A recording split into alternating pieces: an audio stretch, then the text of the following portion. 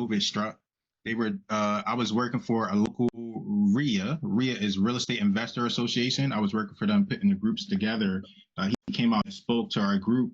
I was one of the organizers and board members for that group.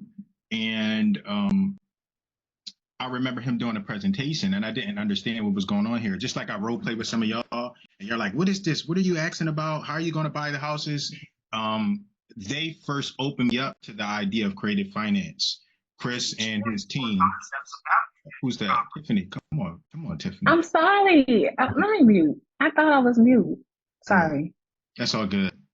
And I just remember like me getting into real estate was because I wanted to build wealth. Some people get in here and they say, oh, I want to serve clients. Oh, I wanted to build wealth. I'm not going to lie to y'all. I came into real estate to make money. I'll help people and along the way I'll make money, but I wanted to prioritize myself. So I used to wholesale, I used to make money, and that's all I used to do. And I was like, there's no way I'm going to be able to buy a house because housing prices are crazy. And then I started to learn creative finance, which I was telling y'all, Chris helped me understand that. And he opened my mind. So Chris, I highly appreciate you for doing this. We got a small group here. Thank you for doing this last minute. Terrell asked for this and I'm doing this for him. I want you to make sure you take care of everybody. And Chris, during your presentation, I would love for you to help us understand. We can do the same thing that we're doing, and we were just going to come across some deals and we can buy those houses, right? All of us here are already real estate agents and we're out there prospecting. That's why I like this group so much. We're prospecting, not just waiting for business to come for us. So Chris, thank you. The floor is yours. Yeah, you bet. A little context. Yes, we met. You just reminded me. We flew. This is my last time flying before COVID at February of 20 when we met. It was a big group, but we had a great time, and that's where we met. And then Zach, my son-in-law and partner, usually does these, especially on a weekend. But because you guys are all brokers or agents, that was my world. So I've been at this 33 years, but I was a broker owner had a real estate executives franchise, sold it to Coldwell Banker actually, and then had a non-compete. So interesting journey through that. But I told him I'd love to come on. So this will be custom, guys. This is not like this big presentation. I'm gonna, in my New England style, I see some New Englanders on here.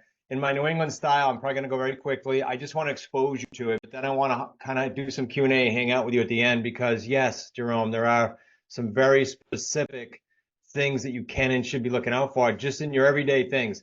I really wish for my first 18 years in biz, when I was doing the realtor side of things, I really wish I knew what I know now, because I threw away a lot of deals and frankly a lot of wealth and different quality of income by not knowing this. So with that as a little backdrop, I'm sure I have not met most of you guys, if not all of you, in this private group. So I'm going to play a quick video, give you a little background about us. You'll see my son and son-in-law in it. We're a family company, and then we'll go ahead and dive in. And Jerome, because it's so small, like you can interrupt, and all of you can interrupt me if you have questions and you want clarification, but I will take a deep breath as we go and open it up for Q&A. So we'll do a quick video for us.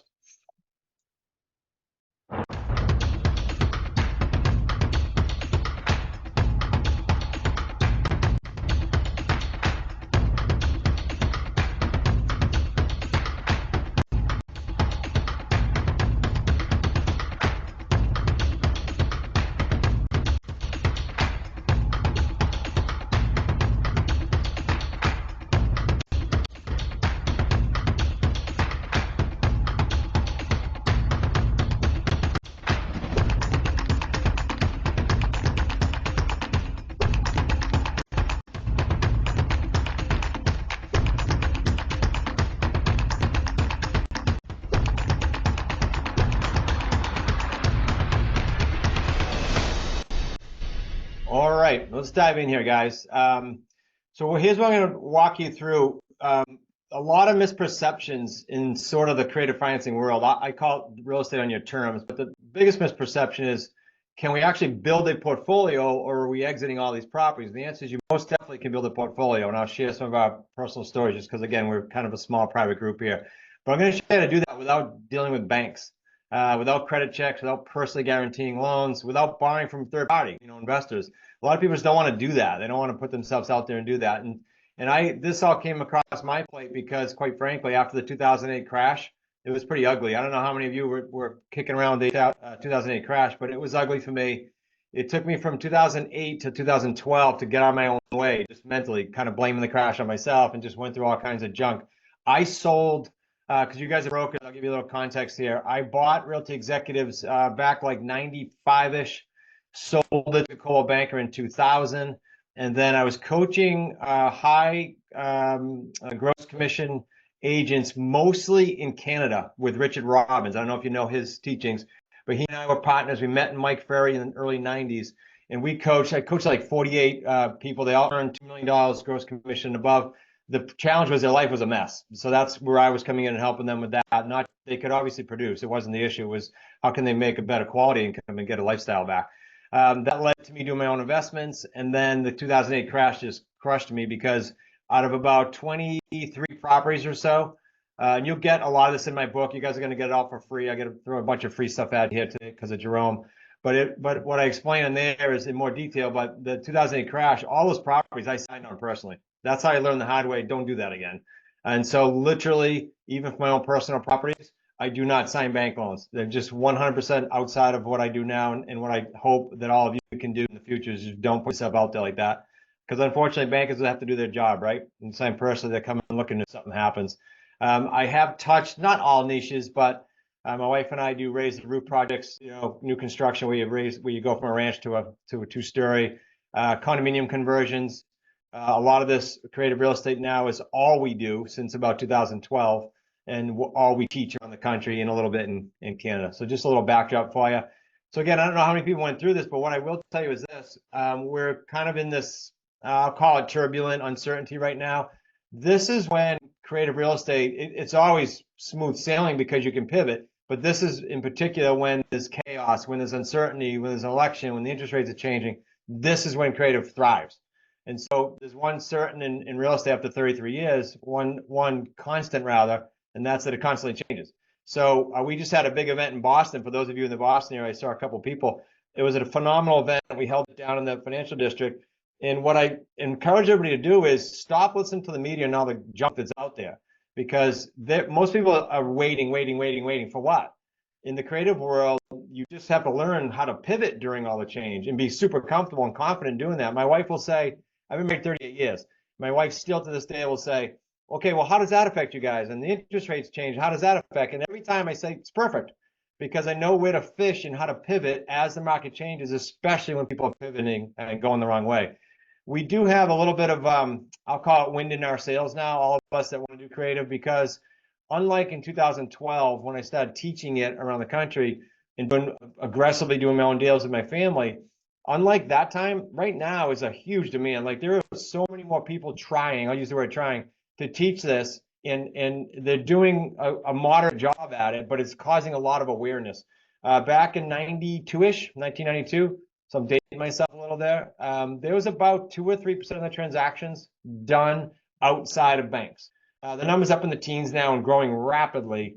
I see, you guys are all realtors, I see a massive amount of realtors now tapping into the rent to own, which is what we teach, how to do it right, and owner financing now, more than ever. And so you got a little bit of a wind in our sails. I will say, coming out of the crash, I was used to doing, I'm sure like you guys, as a broker, my little team of like 3 or 4 people, we did about 100, 110 homes a year for several years before selling. And I was used to getting paid once. That's it. Get paid once. I'm not complaining about it. Real estate's treated me very well in 33 years. But the new way of doing real estate, what I'll teach you guys today, and we trademark this now federally, is to get paid 3 times on a deal. So picture what I'm showing you. I'm going to show you a real deal. So picture when I'm showing you these deals, anything literally that doesn't fit inside your box now as a realtor, because I can think back to some of my stats, and I knew that 72% of my listings were selling. I was more of a listing agent. So the 100 homes came from me aggressively listing, but 72% of them sold. What about the other 18%? I'd sort of, or 28% rather, I'd sort of have, tongue in cheek, I wouldn't know what to do with the sellers because it expired. Now, what do the sellers do when listings are expiring? They blame us, right? Blame the realtor. When in fact, it could have been a myriad of things. But what if you could buy it without touching a bank and still be the hero, still be the authority with your seller? This will spread like wildfire in your market because you will be the only one doing it. We have right now in our marketplaces around the country several agents that refer business to us, and a whole bunch more that learn how to do it and do it on their own. Much more lucrative. I have some deals here, coincidentally, that I pulled that realtors sent us, and you'll see why it would behoove you to look at this. And again, don't change what you're doing. Just tack this on. So if you're looking for more supplemental income because you're already in the business, great. You're looking to totally replace brokerage income and do this like my son and I did, great. It's okay. Your income's fine. You're just looking to plow a bunch more money through your tax-free vehicles, fine. We can show that. If nothing else, I want to emphasize this. You guys are already in the biz. So if nothing else, you learn this like Jerome did to maybe buy your own home. That's a huge win. We just had a woman in Maine do a deal. You're going to see how lucrative these are in a minute. But Judy's a corporate woman up in Maine, and she just did a deal worth like 172 grand. That's not that is high for the community, but it's not too abnormal. And my wife said to me this morning, "Wow, the amount of people that were helping leave the W-2, and I'm talking people that are making multiple six-figure incomes, and helping them buy their own home is just regular now. It's become the norm in the community, so it's pretty cool." What is real estate on your terms? When I talk about it, I'm talking about creative financing, but I'm talking about no banks, no large down payments, no signing personally, as I said, and we buy three ways. We buy one, owner financing, but owner financing, you guys are all, I'm sure, familiar with it, but owner financing for us, we niche it down. We look for properties that are free and clear. And the reason we look for properties free and clear is we're going to then make no interest payments on these houses. You're going to see how lucrative this is. Even my office building, I bought this way. This is not a tough niche to crack. About a third of the properties, by the way, in the United States, free and clear. About a third, right in all of our markets right now. Subject to existing financing, this is pretty cool. You've got a massive amount, I have some stats coming up here in a second, of properties that have rates under 5, and you have a whole bunch still under 3. What if you could buy those properties and the owner stays on the loan as the guarantor, but you own the property? I don't know. You guys were on the biz, right? I don't know when those rates are coming back, but right now I can show you how to go find those properties with those rates and people that want to sell them and people that don't want to go conventional. I only mentioned expired, but what about the people that you guys go on a listing appointment, for example, and they're either upside down or if they pay a commission, they're going to go negative? You can buy those. So you can be that authority that helps them no matter what. And you get to morally and ethically like have an intelligent conversation with them and say, look, let's explore this. I can either list it or I can buy it. Let me see what the best is for you. And they'll appreciate that. The third way we buy is lease purchase. Lease purchase is the easiest for a new person because no deed transfers. Our agreements that we provide you have a $10 deposit built in. You literally can control millions of real estate at $10 a deposit each one. And I'll show you a gentleman here in Chicago that did exactly that, Brian. But I will tell you that the sub 2 and the owner financing are much more lucrative because you're getting the benefits of ownership at the same time. Our team does, in addition to me, or with me rather, have about 75 years now in experience. Our coaches have to have gone through the highest level and been coached by me, and they have to have created 5 3-payday deals. Most of these deals, like one of our coaches has done every one of his deals over 6 figures. I got some stats on him here too. So what we're doing in the industry, and again, I'll make some comments here because it's you guys and not like the general public. We are like, there's a frustration on my end, and there was a big one in 2012 where I was out looking for programs, and I'm sure you've all done this, and I see people like weekly calling us going, yeah, I spent all this money on these programs or this seminar, and I haven't done a deal yet. It's just crazy. So we're obsessed as a company over doing deals. You're going to see some of the programs. I'll give you a bunch of free stuff. I'll also show you how we operate. But we want to do deals with you in the field, and we revenue share. It's like a partnership so that you learn on the fly. This gap would be the time from when someone sees a program or takes a course and then does a deal. And unfortunately, a lot of people don't get there. They're stuck in that gap. And so we as a company look for things like how long does it take a student to get their first deal? How long does it take them to get it sold? These are the things, the metrics we obsess over to help you, because we know if you do deals, you're not leaving, you're not going anywhere. The community begins to get stronger and stronger. Everything I talk to you guys about will always like be current right up this week, what we're working on in the field. Those of you, I saw some Rhode Island and Boston area. We do deals all around England, and then our students do deals East Coast to West Coast and in Canada now. So we've got really good sort of microcosm of what's going on in the market, so to speak, just in our little community. I know I'm talking to people in the business, but let me just make sure some basics are covered here. So I'll just go through quickly some definitions. Owner financing, if you're new, I don't know what levels of experience we have here, is just the seller becomes your bank. This is an actual house we did. I'll show you numbers on it later. They become your bank. So you're really taking all the traditional headaches out of the picture. During COVID, let me give you a quick example.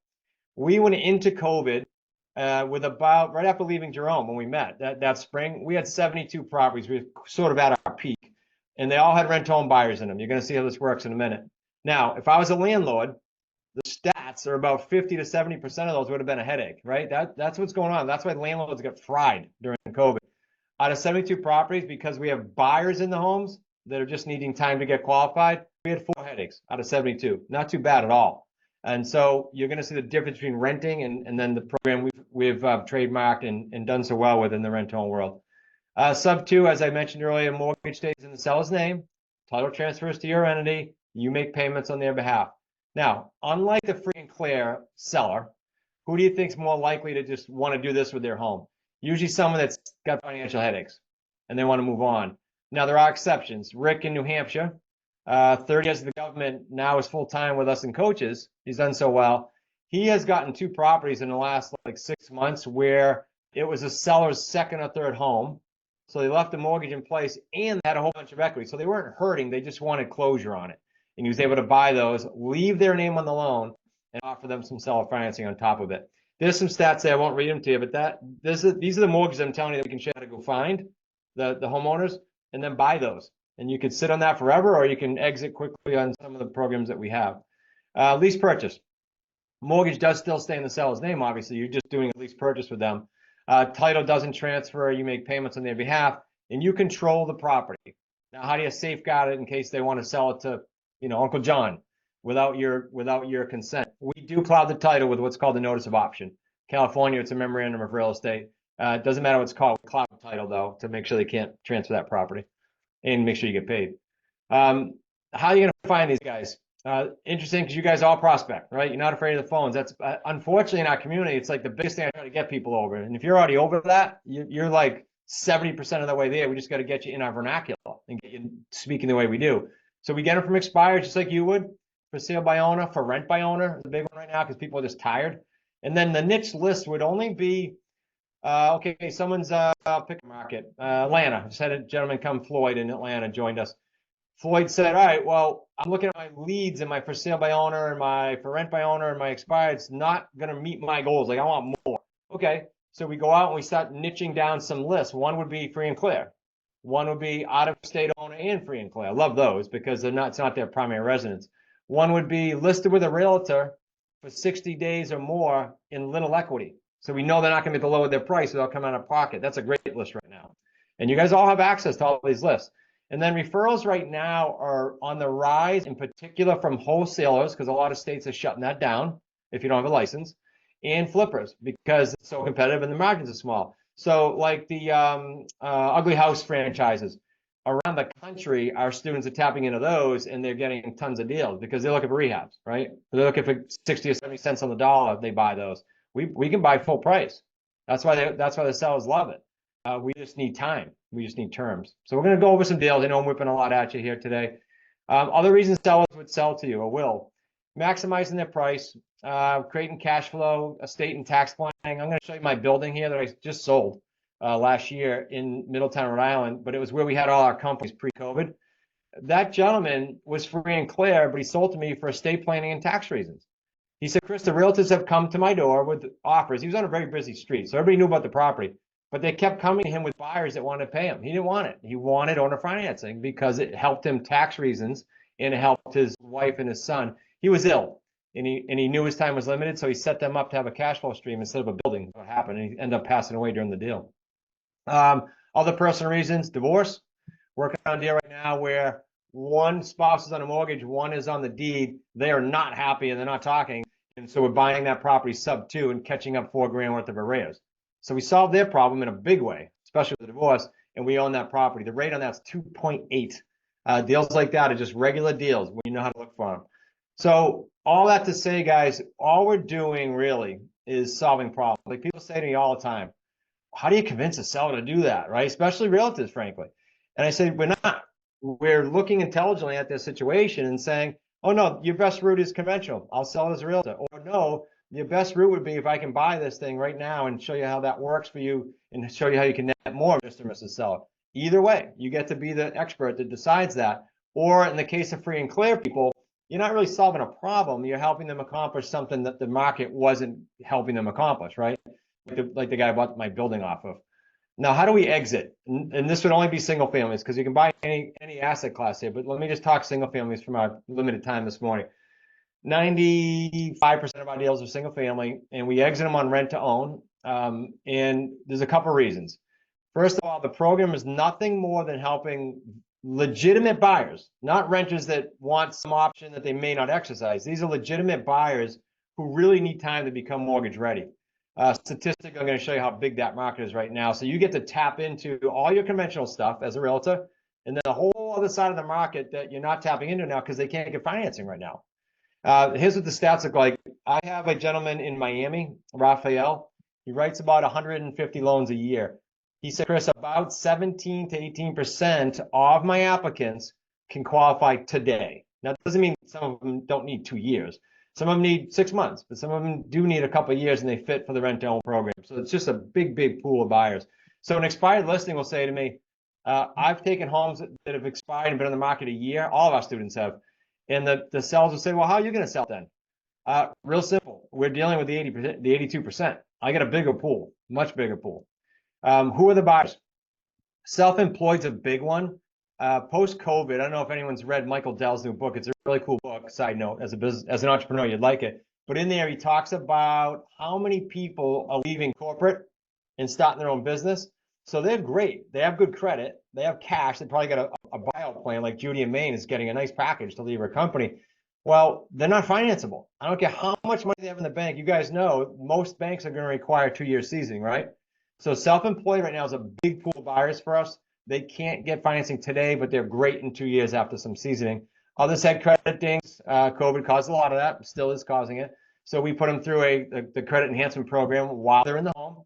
And then job change. That was similar to my daughter, Kayla, and my son-in-law, Zach, who knows Jerome well. They came with me in 2015. They were in the personal training business in bartending.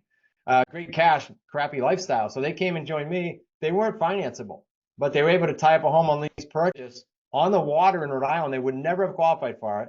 And in less than 2 years, instead of getting a conventional financing in place now that they could, they sold it. I think they profited like 116 grand. It was the biggest deal the two of them have ever done to date still. And all they did is a simple lease purchase for like 10 bucks. Simple.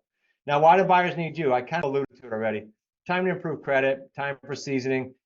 This is a big one. When rates went from 3.5 to 7, right? How many families do you think were really bummed out that, okay, I had my eyes set in this neighborhood, I can't afford it now? So we put them in the rent-to-own program and give them time to get their down payment up and or buy the rate down, and that accomplished the same goal for them. And so literally had buyers in tears thinking that they were pushed out of the market and they're coming to the table and getting into these neighborhoods they thought they couldn't get into. So that's a little bit of background on buyers and sellers. Let me kind of get into the math now, and then we'll do some real deals, some live deals. The 3 paydays that we trademark work like this. Remember, these are buyers. They're buyers that deserve a home. They just can't get mortgage today. So they're going to come in with a down payment. That's non-refundable. That goes in your pocket. This is not an escrow situation. You're not acting as a realtor here. You're acting as an investor. Payday 2 is you're paying something to the owner or their underlying debt, and you're collecting something more on a month-to-month basis. That's payday 2, a little spread there. Payday 3 is really cool because payday 3 is the entire term of the deal. Whatever underlying debt there is, if it's owner financing, it's all principal payments. If it's an underlying mortgage, it's, as you know, PITI. Well, whatever that equity pay down is, that the debt pay down, that accrues to you when you cash this out. And of course, any markup. You're going to see when I give you the real deals how lucrative that is. Our family averages right now around 75 grand, closer to 78 actually right now. We're in the lower end, being in the price range we are right here in New England. Rick, who's only 2 hours away in Nashua, New Hampshire, you'll see his stats later, but he's over 100 grand per deal average. Just because of some of the owner financing deals he's done, and those are more lucrative versus because of price range. I saw someone from Cal, Rusty's in California, Mike's in California. They're our coaches. They do $1 million deals. So for them, 3 paydays to go under 100 is very rare. They're doing all higher end deals. Here's what I want you to see as an agent. I pulled this on purpose for you guys. This was what got my attention. So instead of just selling a home, getting paid, I did that hustle. Every January, I'd be bummed out. I'd be like, I got to go do 100 homes again if I want to make that income. This is a snapshot of 12 months. It represents about 22 deals for our family company, not for the students. And this was what's newly created in that 12-month window. of paydays. Now, let me tell you why I think this is so different for us as agents or past agents. Payday one's created in that 12 months was 593 grand. Okay, great. That was paid when people entered the home. But payday 2 and 3 is interesting because no longer did you just go do a deal and get paid transactionally. Payday 2 is a monthly spread coming into you. And I don't know, you can calculate it at today's rate. Use 5% for return. You probably need, I don't know, $1.5 million in the bank to kick that out. So I don't know how many of you could do that in the next 12, but I can show you how to create deals that kick that kind of spread out. Payday 3s would be staggered because these are cash outs with these buyers. So now in that 12-month window, we created almost $1 million that in year 1, 2, 3, 5, they'll all stagger, will be cashing out. You put those on a spreadsheet, you now have a different quality income. You can step off the treadmill for 3 months, 2 months, go away. You can keep scaling, but you have the option. You didn't just get the payday ones that we're all used to as agents. You got all those other paydays. Totally different quality of income. Not to mention, obviously, the size is pretty big. That's 1.6 million was newly created in 12 months. Mike's and Cal, I just want to show you different markets because I know when I do these to big groups, I'll have 100 people on here and they'll go, yeah, but what about this market? Yeah, but what about this price range? Mike's in Northern Cal. He's in Fresno. Mike was in the produce biz in 17, was looking for a franchise, met me through, saw me on a podcast, called me and joined one of our higher level programs, did a bunch of deals, and now he coaches. So some of you could be coached by him. Rick's in New Hampshire. His numbers are crazy, and they continue to be. He has 2 payday 3s cashing out this month, like at the end of the month, Monday. Super lucrative. Engineering background, worked for the government. I think he had like 130 employees, 30 years, and then left and went full time with us. Very structured plan, by the way. When we get people like that, we go, okay, let's put a strategy together. How much do you need? How quickly can we do that? And we hit his goal of under 2 years. Brian's the one in Chicago. Now, Brian, at this point, has had 14 when I pulled this slide, but his first 8 deals were lease purchase deals, $10 a piece. And he controlled about 838 grand worth of payday 3s, 1, 2s, and 3s with just leases. And then he realized, like I said earlier, that owning is better. It's just a matter of confidence, I think. And then some people stop pivoting to, okay, I want to own these things instead. And if anyone's in Texas, Jerome, I don't know if anyone in your group is, Texas, you can't do sandwich leases. You can only do sub 2 and owner financing, which I think is great. That's my preferred two ways to buy. All right, I'm gonna jump into one case study for each type of deal, and then give you guys some free stuff and point you in the direction if you want to go more than that, and then we can just do Q&A discussion, open discussion. These are all actual deals. This was ours. This was in Connecticut. This came from an expired listing, so you can start to see how and why you would do this from a realtor standpoint. We purchased it for $399. This was free and clear. Sadly, this guy who lived out of state, this was a second home. They had 2 twin boys and a daughter, and one of their boys they lost on the lake in front of this house. So he wanted nothing to do with it. He just wanted to closure it and move on. We did a 48-month term. It's pretty standard for owner financing or more, but this was the standard. We sold it on a rent home for $429. Now I'll show you how the paydays work. No matter how we buy, the paydays work the same on all these deals. So I don't want you to think, okay, I got to figure all this out. I just want to show you the potential in all these, and I'll go a little slower on this one. The rest behave the same no matter how we buy.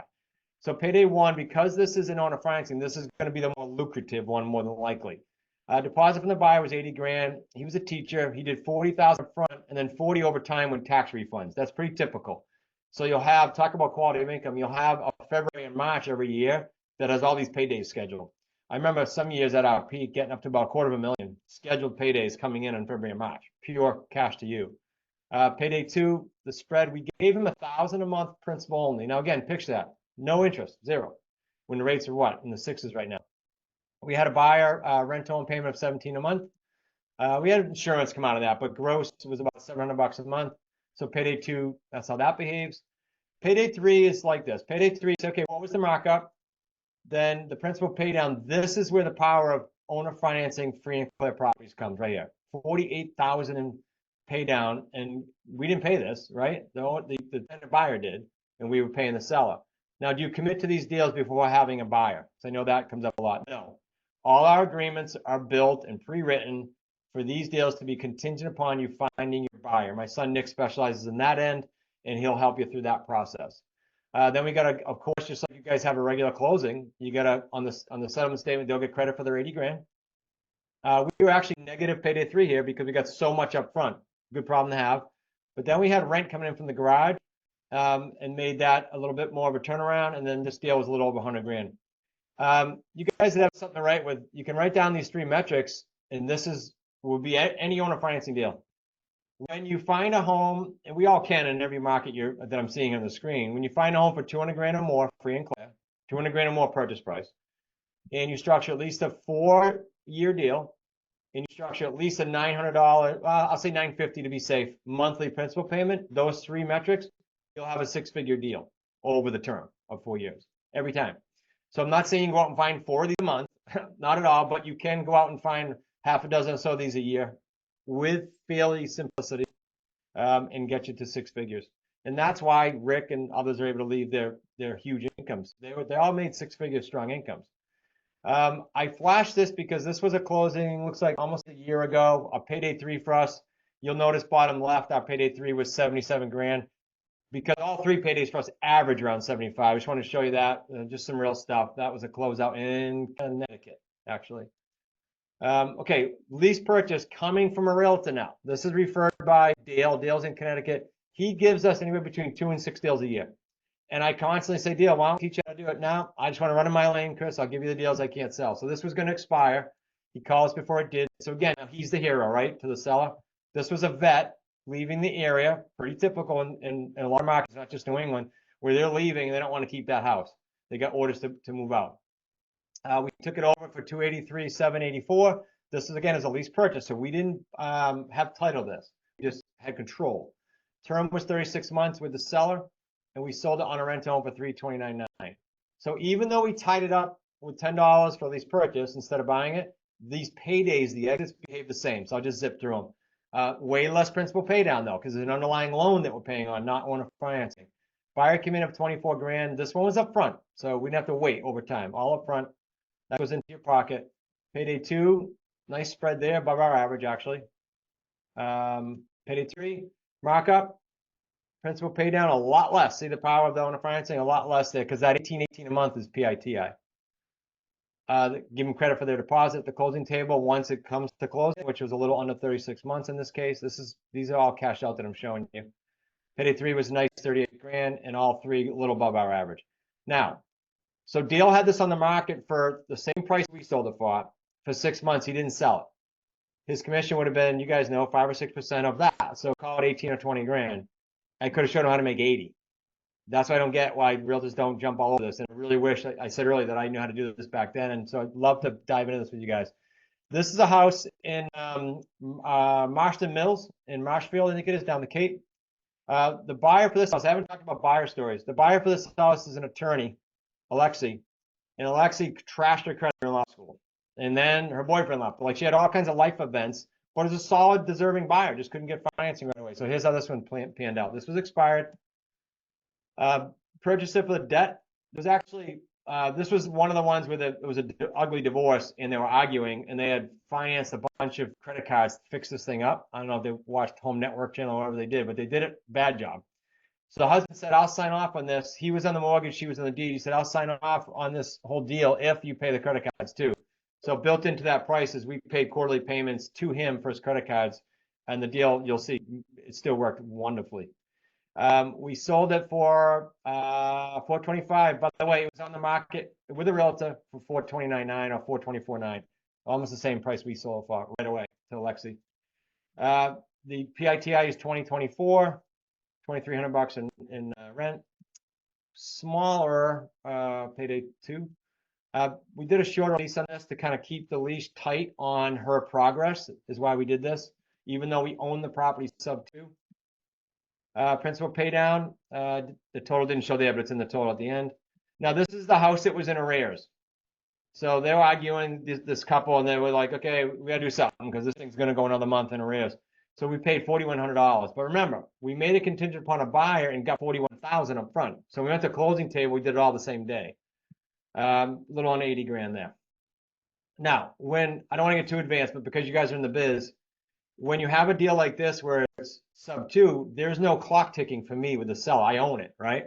So I could, in month 29, instead of having her go get her mortgage conventionally because now she's ready, I could own or finance her and stay in this deal for 20 years, 10 years, whatever I want. Now I just sort of created what I call payday 4, because now I'm a bank. On top of all those paydays, I'm now the bank, creating a spread on the interest rate. This house has an interest rate of like 3.25. Could I easily own a finances to a buyer at say 5.75 and be way below market? Why would they ever want to leave me if I did that, right? So just an idea of like this thing can go way more advanced. I'm just trying to keep it simple today. I think I hammered a couple times that this works in any one of your markets by far. I also mentioned you can do this in any asset class. We've done 4 units, 6 units, done them no money down, owner financing, monthly payments. The exit's not rent to own, of course. The exit is improving the net operating income and then exiting out. Both of them were 6 figures for us. This is my office building in Middletown. It was bought by an Asian group that does nail salons, cash, last fall.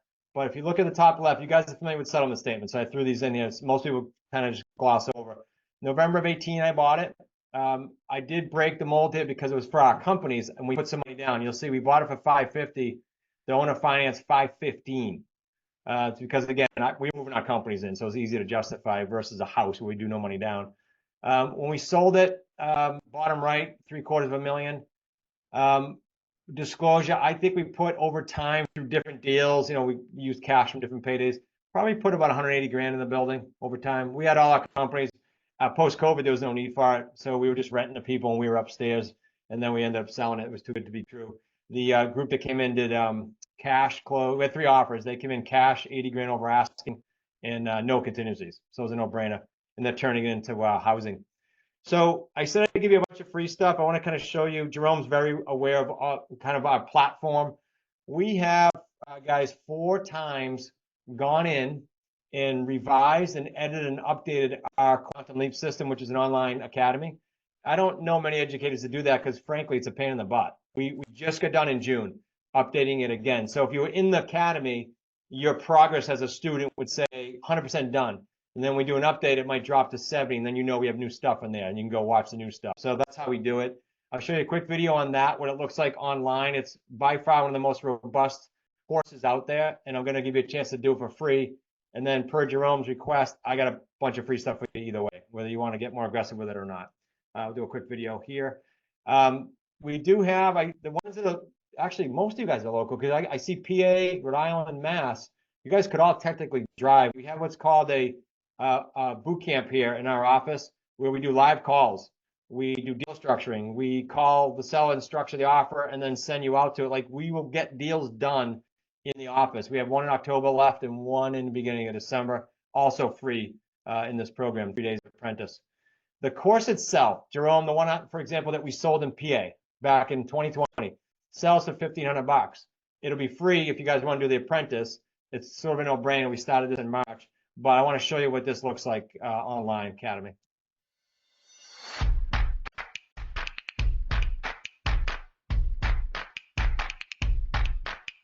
Hi, it's Chris Prefontaine, and I want to thank you for your interest in the Quantum Leap system, or QLS, as you'll hear us refer to many times.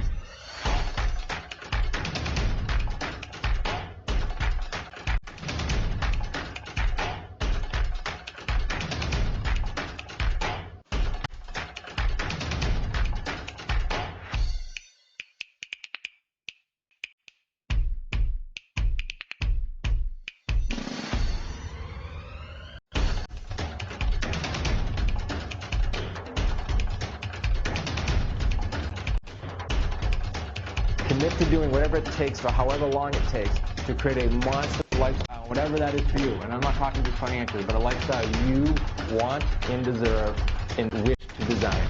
I look forward to working together.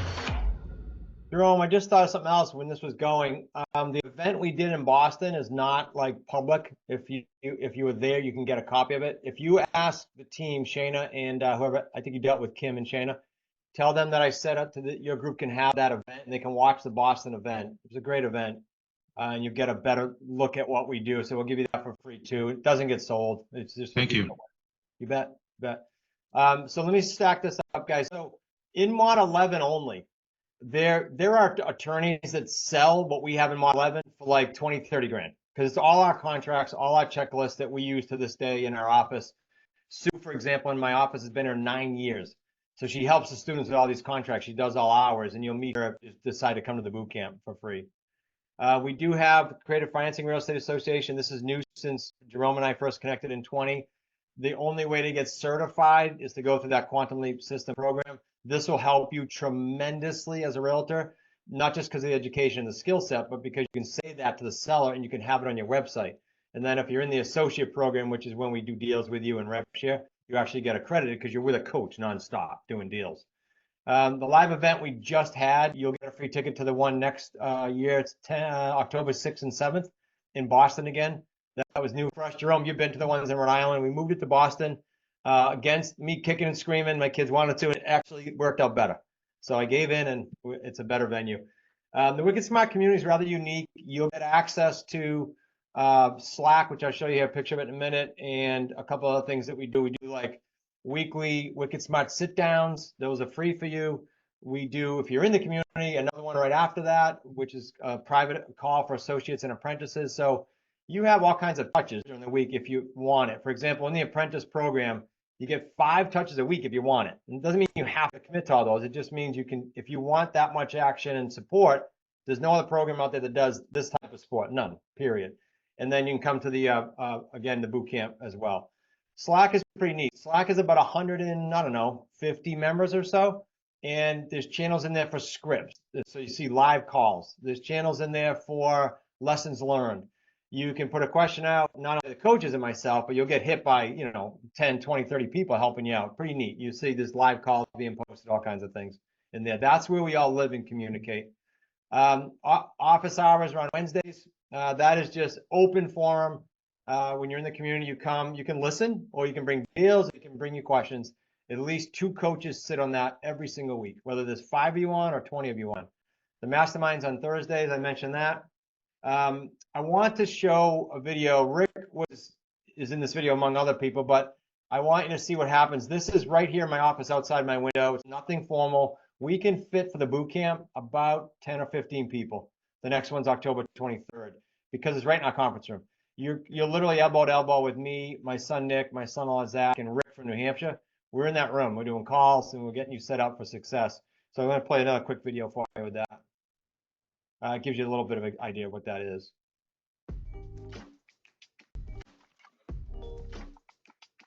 One of my biggest takeaways was the amount of help that I got with the leads this week. I've got 5 appointments going home, and it's been phenomenal. I even jumped to high 6 because they're going to help me get stuff done. The coaching, the guidance, the insights, it's been very exciting and very motivating. So glad I came. This is one of the best experiences I have. If you're looking to get involved with a community who genuinely cares and can get you from A to Z to get to your end goal of where you want to be, you have to check this out. One of my biggest takeaways was Nick helping me on the buyer meeting that I had with my buyer and kind of going detail step by step through the process.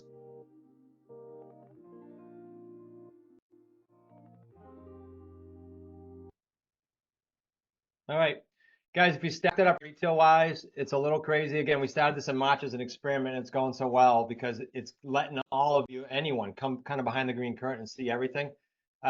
We do it for $1,000 bucks. It's a little crazy. It's like 13 grand worth of stuff. On top of that, if there's any reason within 30 days you don't want it, then you just get your money back. But this is about having people in the Wicked Smart community that love it and that are committed and want to hang out. You'll see that when you watch the Boston event. It's different. It's a different vibe than anything you've seen. I'll tell you guys over the years, because you're realtors, between whether it be Mike Ferry or the gentleman in Canada, his name's slipping me, not Proctor. Anyway, the trainer in Canada, he sold his business now, but I've invested, hundreds of thousands in education. I think the deal for all of us in real estate is not just investing yourself, but latching on to the right support. I think people getting deals done. That's the deal. I mean, I can be a little bit more blunt with you guys because you're in the biz. Yeah, I already said things that throughout the presentation that are in this, but really, if you want to just kind of catch those deals that you're missing as a realtor, or you want to just do your own house, this is a skill set that nobody can take from you. At that Boston event, there was a woman that came in the audience. Her name is Denise. She has a hair salon in Newton.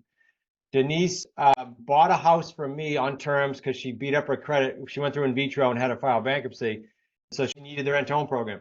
Then she sold her house on terms. So she did 2 deals with us, and then she became a student, and she's been in the community since then. That was like 2014. So again, we taught her a life like a lifeline skill for life. And then she's doing deals on her own, even though she's a buyer and a seller with us. It's pretty cool. How you can affect people. The free gifts are on the same page. You can scan that code or go to that DRES/DRES media, and you can either do the apprentice program or just grab all the gifts. It's great. Either way is fine. We'll give you a free strategy call in there because of Jerome, and the gifts will go out from this office. Hard copy stuff goes out, not electronic. So you get all that. We usually throw some swag in there too for you, so we get a little bit more on the free side. Again, with Jerome, I'm sure Sue will load up the bundle, so you guys will all get that. Jerome, I could take a breath, and I promised I would. That was a lot. I'm happy to answer questions. Go for it. We had some questions from earlier. Will, why don't you open up and ask your question? You asked about the 3 metrics. Y'all don't be shy. You know how we do here. Open up your camera, open up your mic, and ask your questions. Hey, Chris, thank you so much for doing this. Super educational. You mentioned before going through the financial metrics of those 3 deals that there's 3 metrics you look at to find a home for $200,000 or more, 4-year deal, and then what was the third one? Monthly principal only payment of $950 or higher. Monthly only. Okay. Yeah, let me give you an example quick. Auburn, Massachusetts, did a deal, bought it for $183. Now this is the stuff that people just don't get. Even a lot of realtors just go, I don't get how this can happen. We bought it for $183 because of the principal pay down. We had about $128 grand, maybe it was even $130 in all 3 paydays because of the principal pay down over time. A gentleman came in you'll see this in the event. You're going to watch the event. Dave Jagger, he's an investor of 30 years. Came to the boot camp. He goes, Chris, this is so humbling. Like, I didn't know any of this stuff existed. 30 years, been buying, selling, rehab. So he did his first owner financing deal structure. He brought it to the event. He said, am I wrong here? Is it something like, what am I missing? He couldn't even understand of his own numbers that he was buying this house for like 6 something. And his profit was over 400 grand over time. So the key here is getting the long enough term. The longer the term, you can really do well with owner financing. So sorry for the long answer, but those are the 3 metrics. Thank you.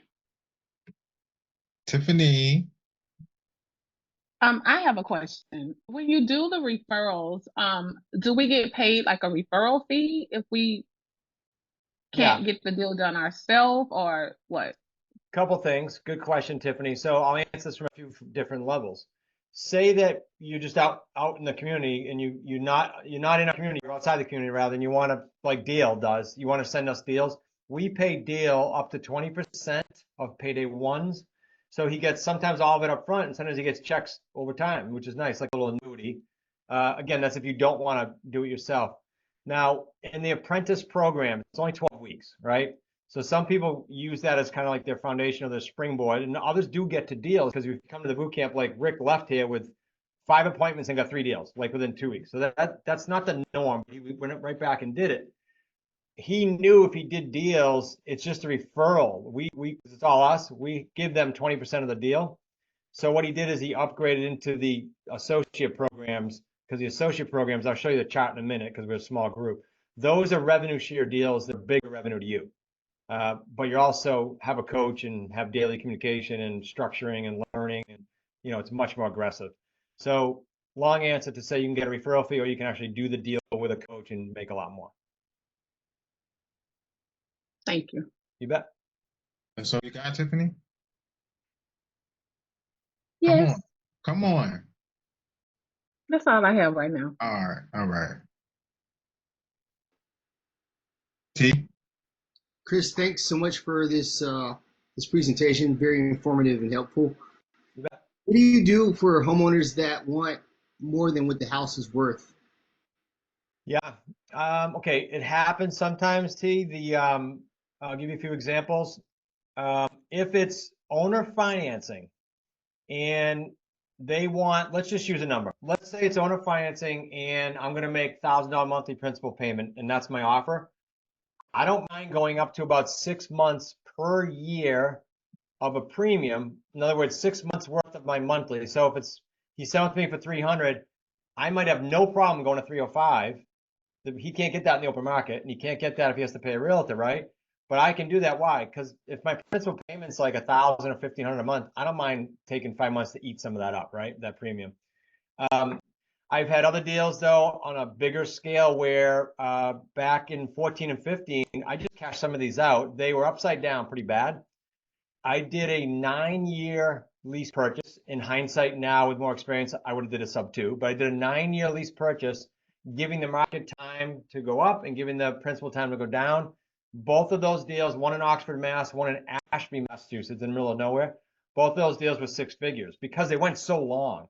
So we can help them now. If they're grossly over, like we'll get a call from someone on occasion, a few times a year, that says, I'm paid in 2 years. I have no equity and I'm 100 grand behind. I can't do anything with that. Like, that's just too far gone.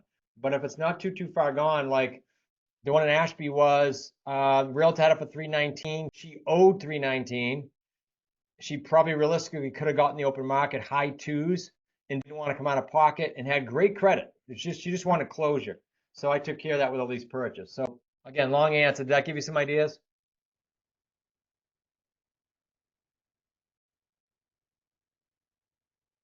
Yes, yes, I'm very interested. Sorry.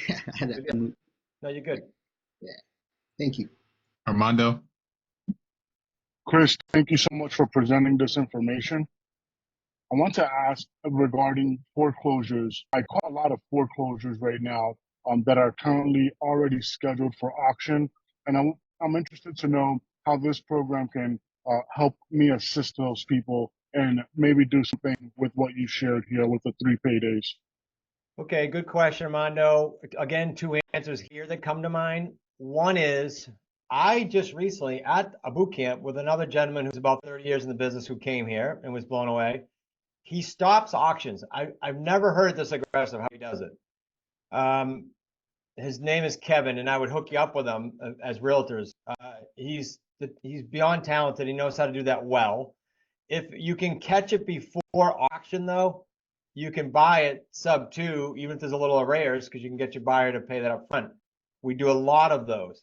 I would prefer to catch it before the auction. I just happened to recently meet Kevin and saw what he does. Kevin saved a woman. If you go on our YouTube channel, there's about 400 or 500 deals on what we call Deal Structure Sunday. And there's one I did recently with Kevin. You can go look at it. This poor woman, her house is worth 1.2.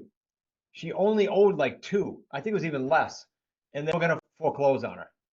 Kevin got wind of it. Instead of what most investors would do, one of our values is all transactions of the highest integrity. What most investors were doing is they were lowballing her to take her house. What Kevin did is went in and said, look, I'll get you the 1.2. I'll stop the auction and I'll split the profits with you. This woman was in tears. So there's ways to do it and serve the homeowner the proper way.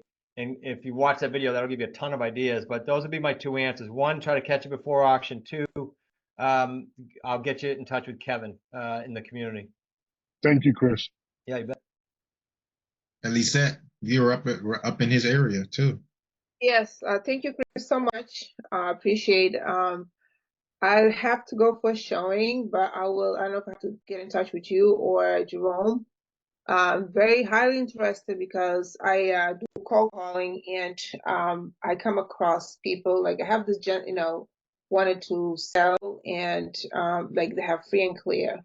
So right now I have the gentleman, he wants to move to Maine, but he doesn't want to sell because he already sold something before this year, and because of the tax purposes. There you go.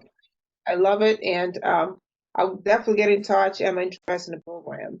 Love it. Happy to help you. And because you're local, now you guys that aren't local, same answer, but because you guys are local, if you could free yourself up for October 23rd, I can check for Jerome later, but I think there's probably 3 or 4 or 5 seats. We filled it during the event, but there's a few seats left for the conference room here. You'd have an amazing experience. I'm interested. I'm in Rhode Island, so. And that's free. Let me make sure I'm clear, because at the event, I talk fast. So at the event, they said, wait, I got to pay for the event and pay for, no, with the apprentice program, you come for free. It's invaluable. All right. Thank you so much. You bet. Terrell. All right. Thanks, Chris, once again for hosting this event for us.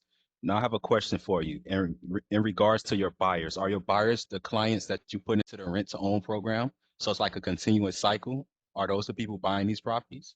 Yeah. So they'll come in. Let me give you some live examples. I always like examples. Well, the couple that bought that Auburn, Mass house, they were a family of 5 income earners, and they just had trash credit. So I gave them 4 years, their credit improved, and then they went and got a conventional loan. That's very typical. The gentleman with that 40 grand down was much stronger. He started his own business and just needed time, right? So he already had his down, he already had good credit. He just needed time to season with the bank. But yes, those are the buyers that end up getting conventional loans and coming and cashing it all out. Okay, thank you. I want to add to Terrell's comment because somebody asked, where do you find buyers? Chris, can you tell us how you find buyers? Yeah, good. I missed that. Sorry. So most of it's automated now, guys. It was so much easier compared to in 2012 and 13 when I rolled this out. We have a service called Prosperity. It's for any landlord, but we use it. It's called Prosperity. What Prosperity does is when you get a deal under contract, we call it a taken, just so you know our wording. So you get a new taken, you want to market it fast because it's contingent upon your buyer, right? So we plug it into Prosperity, and they syndicate to about 30 different portals. But things like, you would know some of them, like Craigslist, Rent Links. The rent to own stands out because it's offering terms and no banks right away. So, but that site does it all now. We don't have to do it by ourselves. The only thing it doesn't go to, which is good success for us, is Facebook Marketplace. You can do that on your own. So there's things you can still do on your own. But by and large, it's handled by Prosperity if you want to use them. If not, you can go post by yourself. Someone asked from Boston, Brian Mazzilli, another very experienced real estate investor. He came to the event and he said, "What's easier, getting the deal or getting it sold?" It's easier getting it sold. Getting the deal, it requires a skill set. You guys aren't afraid of the phone. You'll learn it quick. But the disposition side, the sell side of this is the easiest because you got a big pool of buyers. The biggest challenge you're going to have with the buyers is, and my son Nick designed the system, is sifting through all the renters that call you. Regardless of what your ad says, I'm telling you 80% of your calls will be, "Oh, I thought I could rent it." No, it's rent to own. It's going to be a definitive buy. And so the system that Nick has in our community, you get the done few videos and all that, that'll weed out most of the junk, not all of it. And then you let the cream rise and, you can deal with the buyers. Thank you, Chris. Jose? Chris, thank you for your time. It's very educational. When you come across, you have a buyer and you have a property that the lender or the mortgage does not allow stop to, how would you handle that situation? Well, this is a good question, Jose. No loan, most loans do not allow you to transfer it without a due on sale clause. That's almost every loan. So what we had at the event was we had two lawyers, one from Florida and one from Boston, come in. And you'll see this in if nothing else, this is why you should watch the Boston event. They talked about sub-twos ad nauseum because everybody thinks you can't buy these houses because they're due on sale. No, you can. There's a proper way to do it by way of a trust that puts the owner still in control and allows them to do that. Now, there's a wrong way of doing it. And unfortunately, there's an individual teaching a bunch of people right now how to do these, and they're all coming back to us because they're getting screwed up. So there's a right way and a wrong way to do it. Is the short answer. You need to have an attorney that this is what they do. It's not every real estate attorney knows how to do it. At the Boston event, David Lebeworth, he was one of the attorneys that came in. He said on a deal recently with Zach, my son-in-law, he's an attorney. He's explaining to the seller's attorney how this is done. And no matter what he said, the seller's attorney wasn't getting it. And he does real estate. So again, there's people that specialize in sub-twos. You need to be connected with them, and we'll connect you with them. All right, thank you. Thank you, Chris. We got our founder up next, Joe. Joe's our founder here, Chris. He founded the group. Nice. Great, Chris. Thank you for spending your weekend with us, or your Saturday morning with us. So we do certainly appreciate that. Some of the questions were asked already. So back to the contract. It's contingent on finding buyers. Typically, on average, and you go through that app or whatever, what was it called? Prosperity. Prosperity. Typically, what is the average time from you get your under contract to finding a qualified buyer? I tell every seller that asks that, Joe, anywhere from 5 days, like it can pop that weekend. So I say 5 days to 120 days. Okay, and then on average, how often do those people default and you have to find somebody else? Say they're in for 12 months or 8 months or whatever. Great. This is a good question. I missed it in the pres, so thank you. Okay, so if you look online right now, you will find mentors in the education and real estate space, and some of the names big names, who will say publicly they don't care if the buyer cashes out. In fact, they want to put another buyer in to collect another check. Now it might be okay legally the way they do it, but morally and ethically, that stinks. So our system is set up, thanks to my son, Nick, with respect to getting them to the finish line and winning. Our default rate runs between I used to say 2 and 5. I'm simply going to say 2 to 10% default rate. Most people teaching this have a 20% success rate. I'm telling you right now, 20% success rate, which is awful. You're putting a buyer in there knowing that they're not going to succeed. So we had Paul Ritter at the Boston event. Paul's out of Pennsylvania originally. He has for 11 years qualified all our buyers. That's what he does. He specializes in rent to own. You'll see him when you rewatch that. So we set him up to win, or we don't put him in the house. Very, very important. Very good question. I missed that in the press. And then does that go as far as maybe working with them if they're behind behind a little bit? There's a little bit of leeway, or you just get really qualified people in there? No, I wish it was that. I wish every one of them was perfect, right? Like there are some picture perfect ones that go the way they should, like Rick's cashing out his 2 this week. But 20% will have they get amnesia, they forget, they sign a statement saying they're not going to run up credit card debt or buy a car, stupid stuff, and they do it. Yeah. So we go back. My daughter had 2 kids now, but she used to be the office manager. And she'd go to them and do a budget with them, like whatever it takes to try to keep them on track. As long as they're what I call playing tennis, Joe. Like I serve the ball with the net by going, here's what you got to do, guys. And if they don't serve it back, then I know they're not going to work and they're going to default. So we just watch effort for effort. And we absolutely try to get them back on track. Okay. All right. And then, so your event in October, I'm away. I think, did you mention you have one in December as well? Yeah, so these, like the event we did in Boston's a big event, right? 100 people, speakers, the whole bit. The one here is just us privately. The next one is December 4th, whatever that Wednesday is. We do them Wednesday, Thursday, and then the morning of the Friday, and then we let everybody go. December 4th, whatever that Wednesday is, I might be off a day, is that last one for the year that you could say, join Apprentice and go, yep, lock me in for that one. And we're starting to fill that one now. Okay, awesome. Thank you. You bet. All right, thanks, Joe. Tiffany, you back up? Yes, and I'm sorry. I know that you're going to be repeating yourself, but I had to step out and I couldn't hear you. So I want to know how long does it take to receive the buyer? I know Joe said that, but tell me again, please. 5 to 120 days, Tiffany. I use 5 because a lot of our better priced properties, and sometimes we're surprised, we'll put out to our buyers list. Because I started with a buyers list of 25 people back then. Now we have 4,000 or 5,000. So one weekend, someone could go, boom, I've been watching your list. I want that property. And other times it's a little more difficult. Like the higher end tends to sit a little longer. I'm talking million and up. And the Prosperity site, is that open to anyone? It actually is. Landlords use it. So you can go to, I think it's propsperity.io. I'm pretty sure I'm right on that. Someone wants to check. It's just Prosperity. Yeah, propsperity.io. .io. Okay. Yep. We're in the process, disclosure, of trying to buy that company so we can get it in-house and have a little more control, because it doesn't just market. I should have said this. Once you put the buyer in the home, it serves as what you guys would know as an escrow company. Mm-hmm. It collects the buyer payment on a portal. It pays the underlying mortgage, and it drops the payday too in your account and our account if you're doing deals with us. So it's pretty good. Like I've had a bookkeeper all these years, and this company just came about a year and a half ago, and it's such a better deal. Okay. And it's only for rent to own? No, you can just do rental properties through it. Yep, if you just want to have them run the rental properties. We have some landlords in there with 50, 60 units. Okay. Will, back on you. Thanks. So obviously, you have the 12-week apprenticeship with the group coaching online, and then you have the 3-day and live event. So after the apprenticeship is over, I mean, what's kind of next for for people in the program? I don't do this publicly, but I did it because I knew you guys were going to be a little bit more aggressive. I'll show you the slide, Will. See if I can get it. Yeah. So when I say we rev share, this is how it works. Down up top is the levels. They go higher and higher. If you look at your deal split, that goes higher and higher.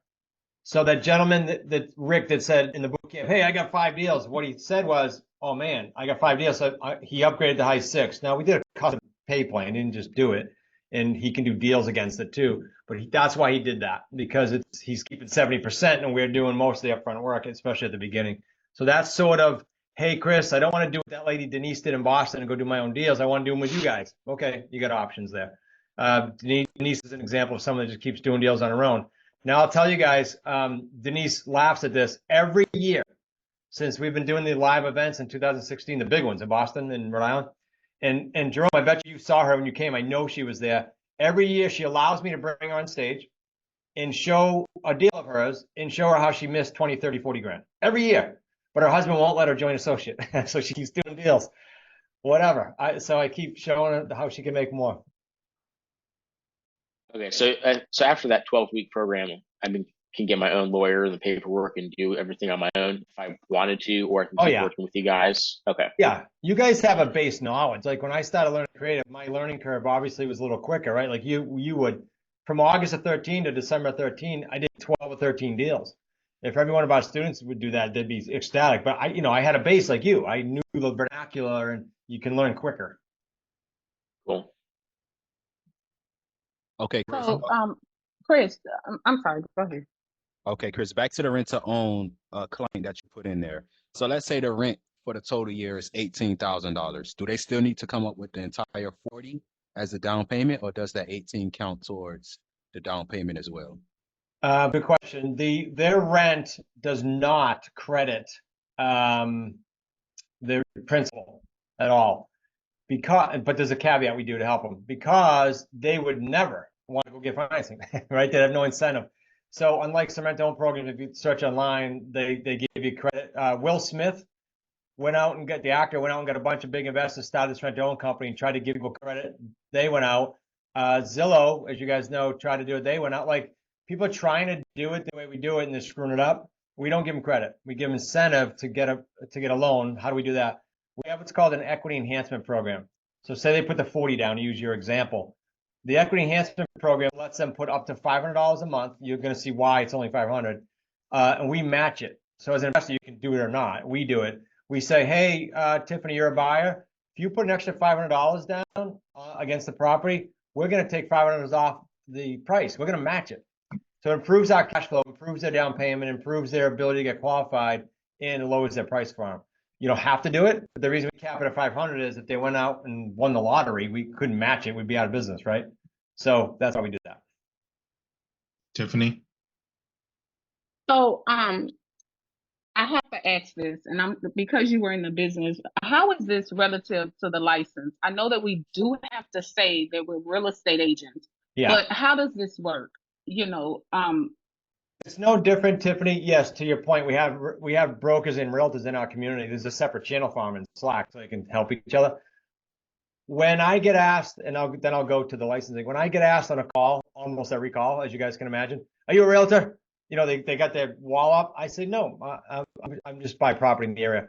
The realtors say, well, yeah, I'm licensed, but I'm looking for a property for my investment company, or whatever their script is. So they do disclose it right there if they get asked. Yep. And then, as you all know, you have to disclose when there's a meaningful relationship if it doesn't come up at the beginning. As far as having to be licensed, you don't have to be licensed to. Now, some states have you licensed to wholesale properties. That's the problem with wholesale now, but not the way we do it, because we're either buying it. Just like if Jerome goes out and he buys a property and sells it for sale by owner, no one can stop you from doing that, right? So that's how this behaves. Okay. In Florida, there's caveats all over the country. In Florida, you can do like a lease purchase deal, but if you hire another, like we call it a seller specialist or an acquisitionist, somebody's on the phone for you and they're buying, someone has to be licensed in the office. Someone has to hang the license there. That's in Florida. It's weird, but that's what they do. In Chicago, you can't do wholesaling deals. I don't teach wholesaling because I think it's not worth it. It's like, you might as well be a realtor. Why would you go wholesale? But that's my opinion. But if you are a wholesaler in Chicago, you need a license. And if you look at my podcast, smartrealestatecoachpodcast.com, I've got like 400 episodes. There's an attorney on there from last November who basically sits on councils around the different states trying to fight for investors. But he said point blank on my show, you'll hear it, that wholesaling is going to get shut down unless you have a license in 50 states. Like, it's happening. So that's why a lot of demand for what we're doing. Yeah. I'm going to make for everybody that wants the recording, y'all know how I am. You got to leave a testimonial, drop it in the WhatsApp group for Chris, what you learned here today. and we'll make sure you get access to that recording. Jose, Real quick, question. this whole approach is basically the same way you handle commercial deals, right? Where as far as the master lease goes and of seller's financing and so forth and so on. Absolutely can, Jose. Yeah, my son and I did a little building in Smithfield, Rhode Island, where we gave the guy a master lease. He ran that for 7 years and tore down a building and built a big building. Like he ran the property, and then he cashed me out in my building that you saw. You can do any asset class. You know, owner financing, you guys probably know this, was around before banking. Like this isn't new, right? We just wrapped a system and support around it, but it's been around for a long time. Yeah, any asset class. The wealthier people are buying planes and boats this way and always have. Okay. Thank you. Any final questions before we shut down? Do I need a bunch of money to get started with doing all this? That's my real question. Not from the deal standpoint, because you're going to use, okay, let me break down all three. In the lease purchase, you're going to use $10. In the owner financing, you're not going to have money down, but because you're not giving the seller money down, you usually have to pay the transfer tax, because you're not going to say to the seller, I'll give you a price, I'm going to put no money down, but pay your own transfer tax. I think I had one student did that once. They got away with it, but most of the time you got to pay that. So you have a little bit of money. And I do have companies that will help you build business credit if you didn't already do that, you guys, for your own business. That'll be outside of your Social Security. So I would encourage you to do that and build up a reservoir of lines of credit that don't attach to your social. I can show you how to do that too. Some people use those to pay for our programs, and some people use it just for their real estate business. I went off on a tangent there. I hope I answered it. Yeah. Jose, you still got your hand up. Do you have a question? You got to unmute if you are talking. No? Okay. Chris, can you mention the Wicked Smart sit down? I attend that on Thursdays. Yeah, that's like open to us, correct? It absolutely is. Sit downs are on Thursdays at 4 o'clock on Zoom. If you're on the list, you get the free stuff, you'll be on the list. Or you join Apprentice, you'll definitely be on the list. 4 o'clock to 4:50. Usually it's us doing deals or a guest. We limit the guests now, it's mostly us. And then at 5 o'clock, if you're in the apprentice program, you'd stay on. You'd jump to a different link, but you'd stay on and you'd be in the private associate mastermind. We'd let apprentices come into that, which is invaluable, guys. I'll just say a quick comment. I'm big on proximity, who you hang out with. It matters more than we all think. I don't care who you are. And so hanging out with the associate community in general, it's much more than doing deals. The deals are great, but it's much more than that, as you'll see at the Boston event. People are growing in other ways besides just the skill set. Thank you, Chris. We got 2 more hands up. Chris, you're up there in Boston area, so you know exactly where Chris is. We got 2 Chris's here. Yeah. Hey, Chris. Thank you for taking the time to do this presentation. I'm pretty close by, so I'm very interested. How do I sign up for the 3-day boot camp? When you go into the apprentice program right there, that link, or the associate program, it's free. And then, so once you're in, just tell the girls will hit you right away with emails. Just tell them you want to be registered for October because there's a few seats left. Okay, yeah, I went on there and requested the book. So I think I have another link up right here. It says to participate in the Creative Financing Masterclass. Is that the one you're talking about? That's a free class I do. You guys can all watch that, but go to the link right there on the screen or scan it. But okay, smartrealestatecoach.com/TRES media. You should see the 3 days apprentice program in there. And then you can just tell the girls, Kelsey is our community director. Just remember that name. When you once you get the email, she will be hitting you to onboard you Monday or the next Monday, because we're already on Saturday. Because it's coming up sooner, say Chris said to have you registered me before my onboarding. Okay, so say Chris had me register me before my onboarding? Yes. Okay. Yeah. All right. Thank you. T.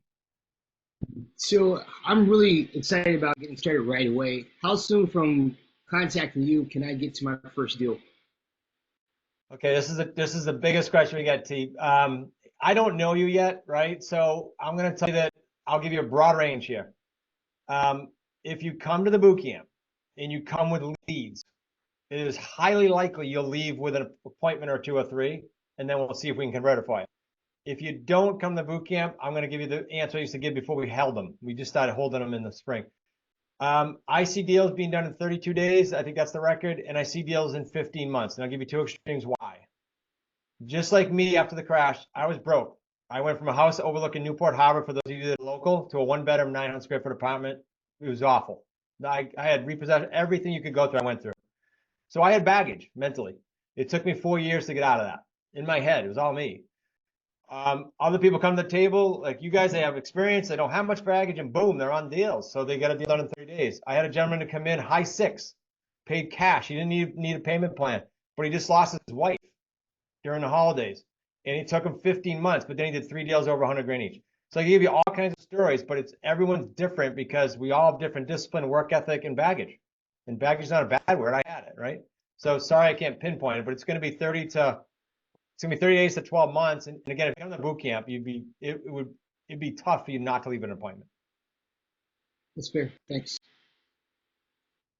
All right. Do we have any other questions before we let Chris go? We got to get him while we got him here. Chris, thank you for doing this. We really appreciate it very much. I requested our members, they're going to leave some testimonials in the chat for everyone that wants the recording, and we'll make sure we send those to you. But this was phenomenal. I know this stuff and I still learn new stuff from you. So thank you for coming here and doing this for us. I love hanging out with you guys. I didn't know until about a week ago it was you. And I'm like, now I'm psyched. I wasn't psyched for a Saturday. I'm like, I like hanging out with Jerome. Thank you. Really appreciate it. Love to meet you at the boot camp here at the